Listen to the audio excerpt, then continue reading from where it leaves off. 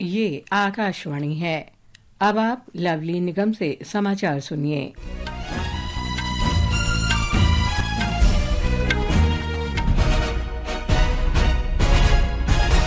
भूकंप प्रभावित म्यांमार में भारत के बचाव दल जीवित बचे लोगों की तलाश में लगे हैं। ये दल चिकित्सा और मानवीय सहायता तथा आपदा राहत कार्य में महत्वपूर्ण सहायता प्रदान करने का काम कर रहे हैं। भारतीय दल कल मांडले पहुंचा था। यांगून में भारतीय दूतावास ने कहा कि मांडले और यांगून के लिए और अधिक सहायता भेजी जा रही है। दूतावास ने कहा कि भारत मांडले, नेपिडॉ, सांगाइंग और बागो में भूकंप प्रभावित क्षेत्रों में लोगों की सहायता के लिए प्रतिबद्ध है। भारत म्यांमार के प्रभावित लोगों के साथ है। भारतीय एजेंसियों ने ओहाला थीन मठ में बचाव अभियान भी शुरू कर दिया है। विदेश मंत्रालय के अनुसार राष्ट्रीय आपदा मोचन बल ने भूकंपग्रस्त म्यांमार के बौद्ध मठ में फंसे लगभग 170 भिक्षुओं को बचाने के लिए ऑपरेशन ब्रह्मा के अंतर्गत अभियान शुरू कर दिया है। विश्व स्वास्थ्य संगठन ने म्यांमार में आए भूकंप को गंभीर आपातकाल बताया है और अगले 1 महीने तक जीवन बचाने तथा बीमारियों से सुरक्षा के लिए तत्काल $80 लाख मदद की मांग की है। म्यांमार में सीमित चिकित्सा सुविधाओं के कारण कई घायलों को संक्रमण का खतरा हो गया है। संगठन पहले ही अस्पतालों के लिए लगभग 3 टन चिकित्सा सामग्री भेज चुका है। उत्तर प्रदेश में एक बड़ा प्रशासनिक फेरबदल करते हुए इलाहाबाद उच्च न्यायालय ने 582 न्यायिक अधिकारियों को स्थानांतरित किया है।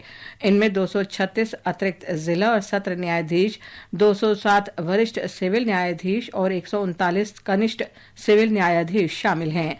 सभी अधिकारियों को तत्काल नए स्थान पर पदभार ग्रहण करने का आदेश दिया गया है। राष्ट्रपति द्रौपदी मुर्मू आज से 2 दिन की महाराष्ट्र यात्रा पर रहेंगी।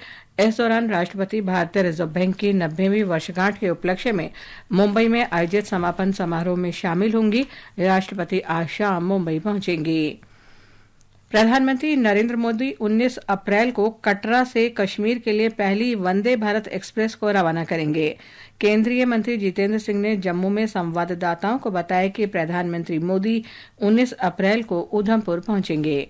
19 अप्रैल को प्रधानमंत्री जी यहाँ पधारेंगे। उसके उपरांत वो दुनिया का सबसे ऊंचा पुल निर्माणित हुआ है रेल का, तो वहाँ पर जाएंगे, फिर उसका लोकार्पण होगा। फिलहाल कुछ महीनों के लिए इसे कटरा से इसलिए रवाना किया जा रहा है कि जम्मू का रेलवे स्टेशन अंडर रेनोवेशन, तो जब वो काम मुकम्मल हो जाएगा तो ये रेलगाड़ी नियमित तौर पर जम्मू से ही चला करेगी।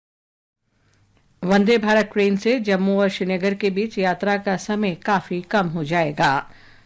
केंद्रीय गृह मंत्री अमित शाह ने कहा है कि नरेंद्र मोदी सरकार ने पिछले 1 दशक में पूरे देश में स्वास्थ्य क्षेत्र में सुधार के लिए समग्र दृष्टिकोण अपनाकर देश के स्वास्थ्य ढांचे का स्तर ऊंचा किया है। गृह मंत्री हरियाणा के हिसार में महाराजा अग्रसेन चिकित्सा महाविद्यालय में महाराजा अग्रसेन के प्रतिमा का अनावरण करने के बाद एक सभा को संबोधित कर रहे थे। श्री शाह ने नवनिर्मित गहन चिकित्सा कक्ष का उद्घाटन भी किया। स्नातकोत्तर छात्रावास की आधारशिला रखी। वित्त मंत्री निर्मला सीतारामन कल नई दिल्ली में नीति NCAIR राज्य आर्थिक मंच पोर्टल का शुभारंभ करेंगी। राष्ट्रीय अनुप्रयुक्त आर्थिक अनुसंधान परिषद NCAIR के सहयोग से नीति आयोग ने इस पोर्टल को विकसित किया है। भारतीय वायुसेना आज से ग्रीस में शुरू हो रहे बहुराष्ट्रीय वायु अभ्यास इनिकॉस 25 में भागीदारी करेगी। 12 दिन के इस अभ्यास की मेजबानी ग्रीस की हेलेनिक वायुसेना कर रही है। ये अभ्यास एलिस के ऐतिहासिक क्षेत्र एंड्राविडा एयरबेस पर आयोजित किया जाएगा। अभ्यास 11 अप्रैल तक चलेगा। भारतीय वायुसेना के विमानों में युद्धक विमान IL-78 और C-17 विमान के साथ Su-30 MKI युद्धक विमान शामिल हैं। ईद उल फित्र आज देश में धार्मिक श्रद्धा और उल्लास के साथ मनाई जा रही है। ये पर्व रमजान महीने के समापन पर मनाया जाता है। ईदगाहों और बड़ी मस्जिदों में नमाज अदा की गई। इस अवसर पर लोग अपने रिश्तेदारों और मित्रों से मिल रहे हैं और एक दूसरे को मिठाइयां और शुभकामनाएं दे रहे हैं। राष्ट्रपति द्रौपदी मुर्मू, उपराष्ट्रपति जगदीप धनखड़ और प्रधानमंत्री नरेंद्र मोदी ने लोगों को ईद उल फित्र की शुभकामनाएं दी हैं। आकाशवाणी का समाचार सेवा प्रभाग अपने साप्ताहिक फोन इन कार्यक्रम पब्लिक स्पीक में आज रात 9:30 बजे पोषण अभियान से कुपोषण का निवारण विषय पर परिचर्चा प्रसारित करेगा। इसके साथ ही ये समाचार बुलेटिन समाप्त हुआ।